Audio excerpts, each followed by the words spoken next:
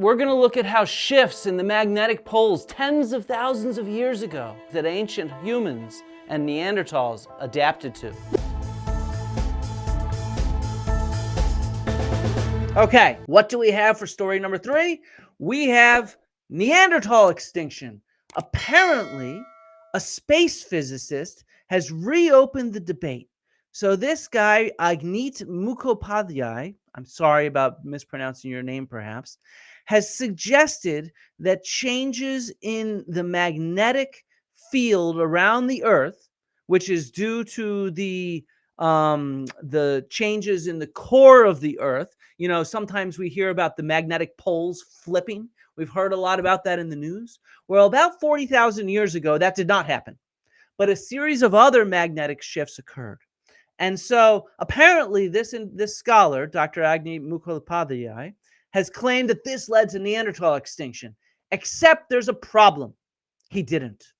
He and his other co-authors who wrote the scientific article that we're about to look at just a few days ago, 5 days ago, wrote a paper in The Conversation saying, actually, we are not suggesting that space weather alone caused an increase in these behaviors, or that the Laschamps event, which is this magnetic shift at the time, which we'll get into it in a second, caused Neanderthals to go extinct. So they were completely misrepresented. This is a misinterpretation of their research.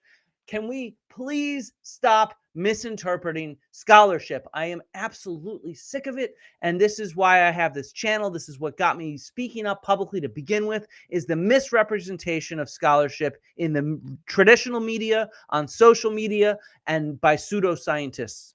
It's like, it just pisses me off. This is why you got to watch old news with Flint Dibble. There's a plug for you. So, okay, what is going on here? This shift in this space weather, this shift in the magnetic sphere around the Earth does have an impact and might have an impact on Neanderthals and Homo sapiens. Let's look into that. So this is an article that was recently published back in April, actually, in Science Advances. The wandering of the auroral oval 41,000 years ago. This is that Laschamps effect that I was talking about. And so around this time, the magnetic poles shifted away, and it was called the Laschamps Geomagnetic Excursion around 41,000 years ago, and it lasted for about 2,000 years. Maybe this even had an impact on those cave bears. Well, maybe not. So what it did is, in this area that we can see in the northern hemisphere,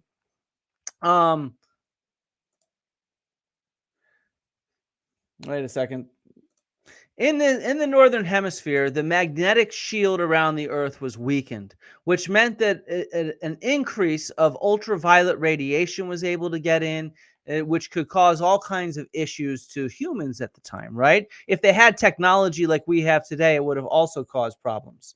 And so one of the questions that this article tried to answer, and they collaborated with an archaeologist, Raven Garvey here, the lead author of the Conversations article, and also she's been collaborating with them. She's third author on here. She's an associate professor of anthropology at the University of Michigan.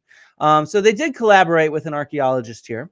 And what they were looking at was, can we see any adaptations that modern Homo sapiens or maybe Neanderthals made to this increase in solar radiation that could, for example, cause skin cancers, cause skin burns, have an impact? And their hypothesis is that maybe this matches an increase in the use of ochre.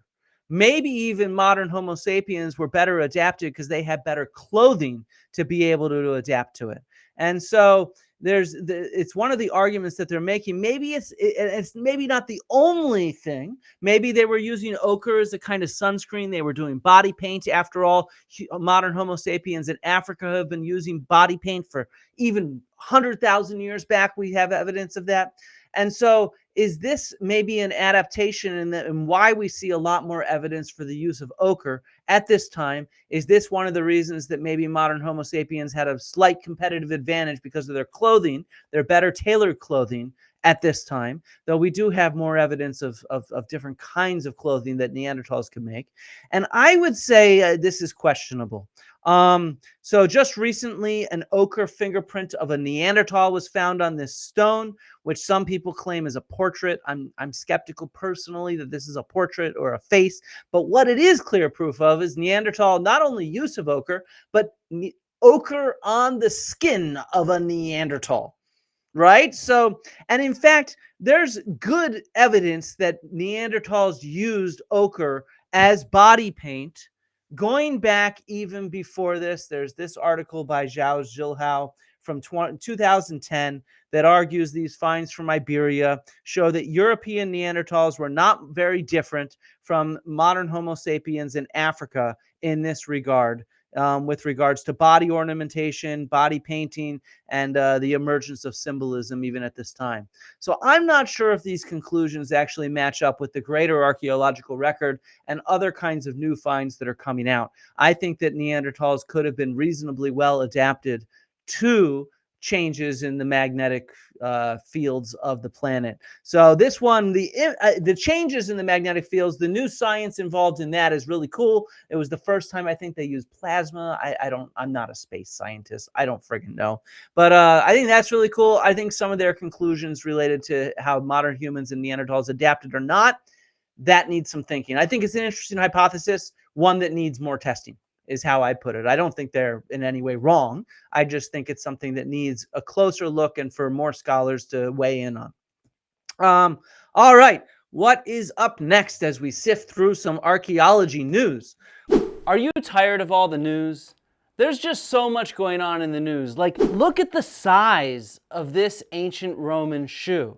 This is what we're here with for old news with Flint Dibble. We're gonna look at this shoe that apparently perplexes archaeologists, or does it? We're not perplexed at all, in fact. Beyond that, we're going to look at how shifts in the magnetic poles tens of thousands of years ago that ancient humans and Neanderthals adapted to. Or what about the Antikythera device?